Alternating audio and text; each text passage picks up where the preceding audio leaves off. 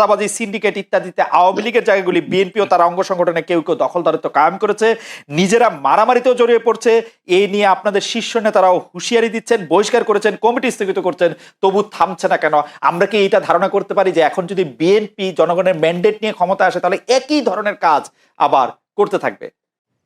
তত্ত্বাবধায়ক সরকার ব্যবস্থা বাতিল করার জন্য বা তত্ত্বাবধায়ক সরকার ব্যবস্থাকে প্রশ্নবিদ্ধ করার জন্য বিচারকদের বয়স বাড়ানো এবং একজন বিচারপতিকেই আসলে তত্ত্বাবধায়ক সরকার ব্যবস্থার প্রধান করার লক্ষ্য নিয়ে সেইটা করার কারণে বিচার মানে এই পুরো বিধানটাই এটা দিস ইজ ইওর ন্যারেটিভ, এটা আমাদের ন্যারেটিভ নয়। আচ্ছা, আমরা মনে করি যে ওই সময় প্রয়োজন ছিল আপনার বয়স বাড়ানোর ব্যাপারটা, ওটা বাড়ানো হয়েছিল।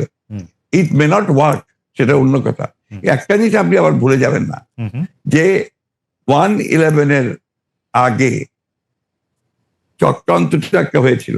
সে চক্রান্ত হচ্ছে যে আপনাদের সেই 9/11 ঘটেছিল তার আগে। আর এখানে আপনার কিছু পশ্চিমা দেশ একসাথে হয়ে চুইজডে ক্লাব তৈরি করেছিল, একই সঙ্গে ভারতবর্ষ তার সঙ্গে যুক্ত হয়েছিল এবং তাদের মূল টার্গেটটা ছিল যে জাতীয়তাবাদী শক্তিকে এখান থেকে নির্মূল করা। এবং যেহেতু তারেক রহমান সাহেব জাতীয়তাবাদী শক্তির উঠতি নেতা ছিলেন, হি ওয়াজ দ্য রাইজিং লিডার, সুতরাং তাকে আপনারা মেলাইন করার জন্য, ভাবমূর্তি নষ্ট করার জন্য একটা পরিকল্পিতভাবে এই চক্রান্তগুলো করা হয়েছে এবং এই ক্যাম্পেইনটা চালানো হয়েছে, হুইচ ইজ টোটালি পলিটিক্যাল। অন্তর্বর্তীকালীন সরকার আসলেই আমরা আমরা আমরা আমরা আমরা দেখি যে এইটার সাথে আসলে নানান আশকথা পাশকথা যুক্ত হয়।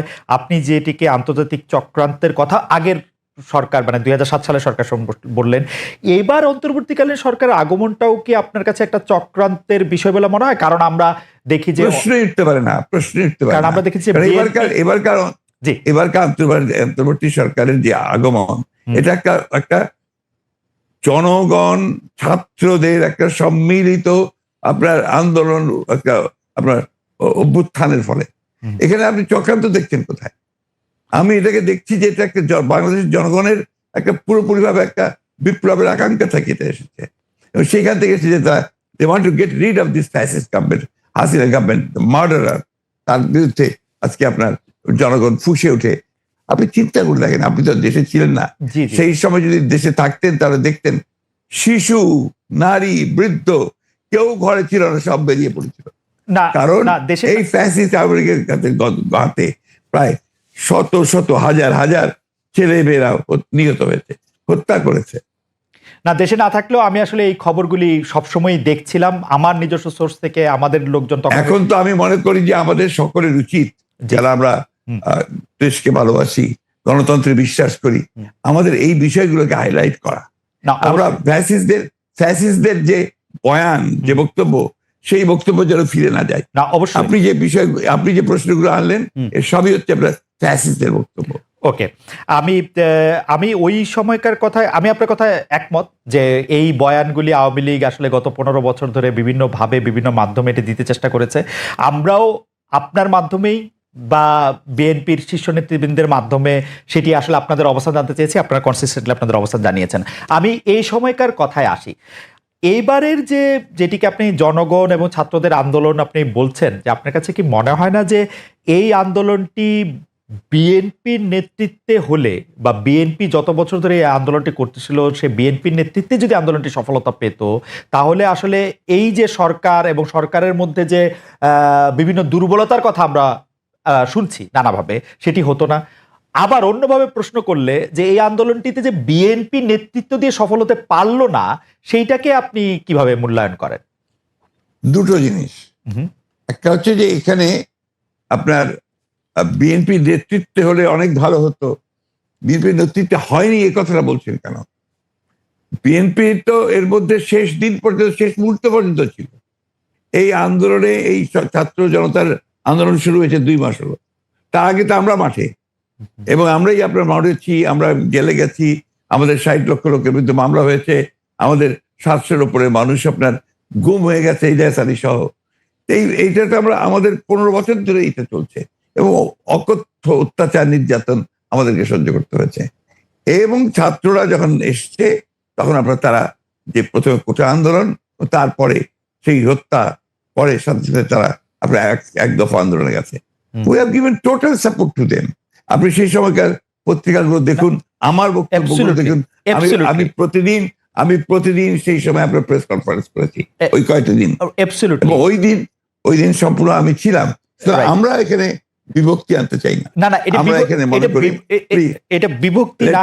আমি আমার বক্তব্যটা শেষ করে ফেলি ভাইয়া। জি প্লিজ। এটা হচ্ছে যে এই বিষয়টাকে আমরা এক করে দেখতে চাই। এখন যে কোনো ধরনের একটা মিসআন্ডারস্ট্যান্ডিং তৈরি হওয়া বা একটা ভুল বুঝবুঝি হওয়া, সমঝোতার অভাব হওয়া, এটা কিন্তু দেশের জন্য এই মুহূর্তে এতটুকু মঙ্গলজনক হবে না। না, এটা আমি আপনার সাথে দ্বিমত পোষণ করছি না, কিন্তু আপনি বলছেন যে আপনি আসলে সাপোর্ট দিয়েছিলেন, আপনার সেই ব্যাপারে কোনো সন্দেহ নেই। আমরা প্রতিদিন আপনার বক্তব্য আমরা মিডিয়ায় দেখেছি, সরাসরি দেখেছি, বক্তব্য দেখেছি। আমার প্রশ্ন, আপনারা তো সাপোর্ট দিয়েছিলেন, কিন্তু লিডারশিপটা ছিল যে আসলে ছাত্রদের হাতেই, তাই তো? মানে এটা এই জায়গাটাতে আপনি যাচ্ছেন কেন? আমরা তো লিডারশিপ, এখানকার লিডারশিপটা আমরা ক্লেম করিনি। আমরা কি ক্লেম করেছি যে আমরা শেষ মুহূর্তে লিডারশিপটা আমরা দিয়েছি? একটা ক্লেম করিনি তো। ওটা যাচ্ছেন কেন? আমরা বলছি যে ছাত্ররা শেষ মুহূর্তে, যে আমি তো আমার বক্তব্য বলেছি যে গোল আমরা তৈরি করে দিয়েছি, কিকটা করেছে ছাত্ররা। ওকে, আমি সেটা বারবার বলেছি যে এটা মাঠের মধ্যে বল তৈরি করে দিয়ে গোলের সামনে নিয়ে এসছি আমরা, তারা কিক করেছে, সেভাবে ফ্যাসিস্টের কাছে। একটা পয়েন্ট, আপনার কাছে কি মনে হয় যে ওই সময় যে সরকারটি গঠিত হলো, অর্থাৎ শেখ হাসিনা পালিয়ে যাওয়ার পরে যে সরকারটি গঠিত হলো, সেই সরকারটি গঠনের পরে যে সেই সরকারে কি আপনাদেরও থাকা উচিত ছিল? আপনার মনে হয় এরকম যে মানে এটা একটি জাতীয় সরকার? না, আমি প্রায় এই ব্যাপারে আমি খুব পরিষ্কার কথা বলি যে আমরা এই সরকারে থাকতে চাইনি। কারণ আমরা মনে করেছি যে মূল বিষয়টা যেটা থাকবে সেটা কি আপনার নিরপেক্ষ, নির্দলীয় হলে সব দিক দিয়ে ভালো হবে। সেই কারণেই আমরা ওইভাবে কোনো পলিটিক্যাল গভর্নমেন্টের সময় আসুক সেটা নিয়ে আমরা কোনো কথা বলিনি, বরঞ্চ আমরা এই গভর্নমেন্টকে তৈরি করার ব্যাপারে আমরা সহযোগিতা করেছি।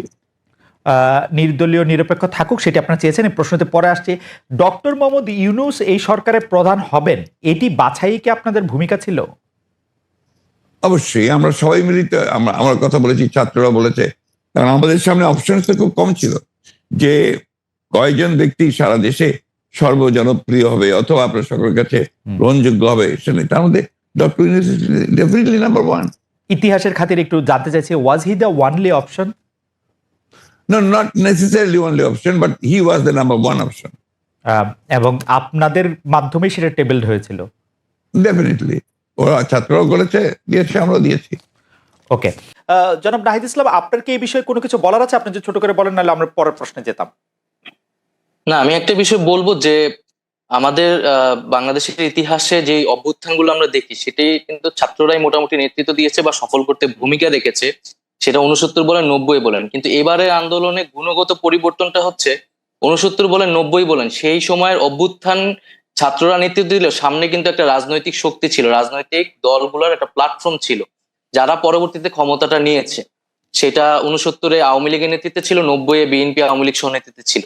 কিন্তু এই আন্দোলনে কিন্তু আসলে এরকম কোনো রাজনৈতিক প্ল্যাটফর্ম বা দল কিন্তু সামনে ছিল না। ফলে 5ই আগস্টের পরে আসলে শেখ হাসিনার পতনের পরে কিন্তু এই দায়িত্বটা আসলে আমাদের উপর এসে পড়েছে, যদি আমরা এটার জন্য আসলে প্রস্তুত ছিলাম না। জনাব ইসলাম, আপনাকে কি একটা কথা বলতে পারি যে একথা ঠিক, আপনার আন্দোলনের শেষ পর্যায়ে বা আন্দোলনের যেখানে নেতৃত্বের মাধ্যমে বা শেষ পর্যায়ে যেখান থেকে আসলে শেখ হাসিনাকে চলে যেতে হয়েছে, পালাতে হয়েছে বা এই সরকারকে ক্ষমতা ত্যাগ করতে হয়েছে, সেখানে আপনাদের ত্যাগটাই সবচেয়ে বড় ছিল, যেটিকে আসলে খুব ভালোভাবে এক বাক্যে বলা যায় যে একটাকে মারি একটাই মরে, আর কেউ নড়ে না সেখান থেকে। সেই জায়গায় আপনারা চলে গিয়েছিলেন। কিন্তু আপনারা কি মনে করেন না যে এই আন্দোলনটা আসলে জুলাই থেকে, জুন থেকে, কোটা থেকে আসলে শুরু হয় নাই? বিএনপির নেতাকর্মীরা বা জামায়াতের নেতাকর্মী বা বিরোধী দলের নেতাকর্মীরা, এমনকি বাম দলের নেতাকর্মীরা এই 15 বছর ধরে লাগাতার সংগ্রামের মধ্যে, আমি জানি না এনিবার বিরুদ্ধে কয়টি মামলা আছে, আমার কাছে মনে হয় সম্মিলিত মামলা, অবশ্যই সেই ত্যাগটার কথা কি আপনারা আসলে স্বীকার করছেন? এখন তো মনে হচ্ছে যে মানে ব্যাপারটা হলো যে আমাদের এই পুরো আন্দোলন সংগ্রাম শুধু জুলাই মাস থেকেই শুরু হয়েছে, এরকম মনে হচ্ছে। ডক্টর ইউনূস বলছেন ছাত্ররা আমাকে ক্ষমতায় বসিয়েছেন, ওরা যা এটা বলবে সেটাই বলবে হবে। এটা কি আপনারা আসলে ব্যাপারটা কিভাবে দেখেন নাহিদ? না, অবশ্যই এটা তো বিগত 16 বছর, আমরা আরো বলি 111 থেকে যেই আমাদের বিরাজনীতিকরণ শুরু হয়েছে, সেই সময় থেকে কিন্তু আমাদের এই রাজনৈতিক সংগ্রামটা এবং আমাদের বিরোধী দলীয় নেতাকর্মীরা যেই আত্মত্যাগ করেছে, নির্যাতিত হয়েছে এবং নির্যাতিত হওয়ার পরেও তারা বারবার মাঠে নেমেছে। তারা নামার কারণে কিন্তু একটা রাজনৈতিক পরিবেশ আমরা পেয়েছি, কথা বলার মিনিমাম পরিবেশ কিন্তু আমরা পেয়েছি, যেই Right. জায়গায় আমরা নেমে কথা বলতে পেরেছি। এবং এই অভ্যুত্থানেও আমরা সকল রাজনৈতিক দলের সেই ভূমিকাকে স্বীকার করি, এবং তারা ভ্যানগার্ডের মতো ছিল, গুলির সামনে ছিল। এবং ব্যক্তিগতভাবে বললেও কিন্তু ছাত্রদল বলেন বা শিবির বলেন বা বামপন্থী সংগঠন, প্রত্যেকেই আমাদেরকে নানাভাবে সহযোগিতা করেছে। ব্যক্তিগতভাবে আমাদের জীবন রক্ষার্থেও তারা অনেক ভূমিকা পালন করেছে। ওকে, আমার মনে হয় যে জনাব নাহিদ ইসলাম এটা খুব পরিষ্কার করে বলেন। নাহিদ ইসলামের কাছে প্রশ্নে যাওয়ার আগে আমি একটু এনিভাইয়ের কাছে যেতে চাই। নাহিদ ইসলাম, আপনাকে আমি প্রশ্নটি করে রাখি। না, ঠিক আছে, আসছি আমি প্রশ্নে। এনি ভাই, আমরা কিন্তু সবাই যখন এই সরকার চলে গেল তখন ছাত্র জনতার আন্দোলনের ফলে এই সরকার পাওয়ার পরে আমরা কিন্তু একটা জরুরি প্রয়োজন বোধ করেছিলাম যে আমরা একই ধরনের সরকার, যে সরকারকে কেউ ফেসিস্ট বলছেন, যে সরকারকে কেউ নিপীড়ক বলছেন, সেরকম আরেকটা সরকার চাই না। সেই ইঙ্গিতটা কিন্তু আপনাদের উপরও ছিল, কিন্তু যে আমাদের যে ভয় ছিল, এনিবে আপনার কাছে কি মনে হয় না সে ভয়টা খুব অমূলক ছিল না? আমি দুই একটা উদাহরণ দিই।